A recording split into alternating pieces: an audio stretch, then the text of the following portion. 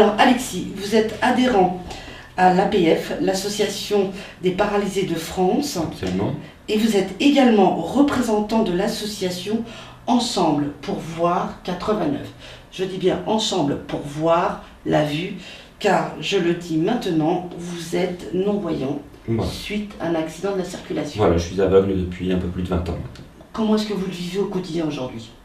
Aujourd'hui, avec le temps qui est passé, je le vis mieux d'année en année, puisque j'acquiers de l'autonomie, je progresse beaucoup, j'ai un ordinateur chez moi équipé d'une synthèse vocale, je lis des livres audio, enfin, j'ai un environnement aussi que j'ai sillonné, que j'ai étudié pour pouvoir me déplacer seul en centre-ville, à Auxerre. Donc je le vis beaucoup mieux parce que je suis plus autonome. Mais il a fallu apprendre tout ça. C'est beaucoup de travail. Le handicap, c'est de toute façon, c'est beaucoup de concentration et beaucoup de travail pour arriver à élargir son éventail d'indépendance et d'autonomie. Mais vous voyagez quand même en train. Et je voyage en train, effectivement. Alors, c'est un moyen de locomotion auquel aujourd'hui vous utilisez régulièrement ou occasionnellement? Comment ça se passe? J'utilise quelques fois dans l'année. Pour vous donner un exemple, entre 2016 et 2017, j'ai fait 5 trajets en train. Il vous est arrivé quelques mésaventures, on vous a un peu oublié? Alors effectivement, la SNCF prétend, je dis bien prétend, proposer un service d'assistance pour les personnes à mobilité réduite, c'est-à-dire handicapées comme moi par exemple, de façon à ce que ces dernières puissent effectuer des voyages en train.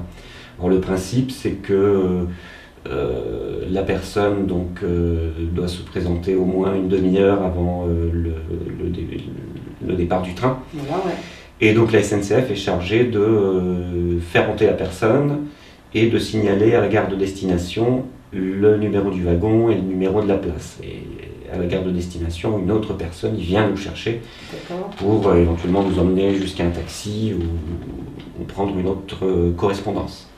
Mais voilà, vous malheureusement, au niveau de la SNCF, plusieurs fois, plusieurs reprises, vous vous êtes retrouvé dans des situations un petit peu pénibles. Je me suis retrouvé dans des situations pénibles, c'est un euphémisme. Oui, même grave. Oui, grave, puisque je rencontre régulièrement des problèmes depuis 2010. En 2011, ça a été très grave, effectivement, puisqu'au terminus de la gare Montparnasse, le prétendu service n'a pas fonctionné, personne n'est venu me chercher. Comme c'était le terminus, je vous laisse deviner, je me suis retrouvé enfermé dans un train fantôme, dans un train sans aucun voyageur. Donc j'ai vécu une angoisse terrible. Ce sont les personnels de nettoyage donc, qui m'ont libéré dans une voie de garage. C'est comme ça que j'ai pu être libéré. Donc ça a été effectivement très grave parce que depuis j'ai des problèmes de claustrophobie notamment. À la suite de ces incidents, vous avez pu faire des réclamations? Malheureusement ça s'est reproduit et à de nombreuses reprises.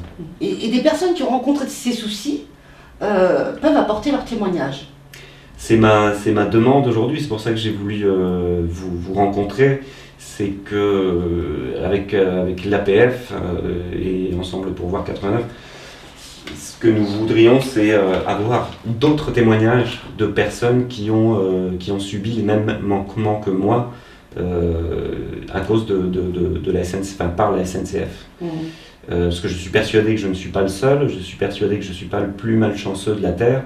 Si en l'espace de quelques années, ça m'est arrivé 9 ou 10 fois de subir des manquements, dont 3 particulièrement graves, je pense que je ne suis pas le seul dans ce cas. Mais là, ce que je demande, c'est que pour qu'on puisse gagner ce combat, parce que ce combat, c'est pas simplement le mien, c'est celui des personnes en situation de handicap, c'est celui de l'accessibilité, je fais un appel à témoignage pour qu'il y ait d'autres personnes qui puissent communiquer et raconter leurs mésaventures, les problèmes d'assistance qu'ils ont pu rencontrer avec la SNCF en particulier. Alors aujourd'hui, s'il y a des personnes qui souhaitent vous soutenir, apporter son témoignage, quelles peuvent être sa démarche? Passer par...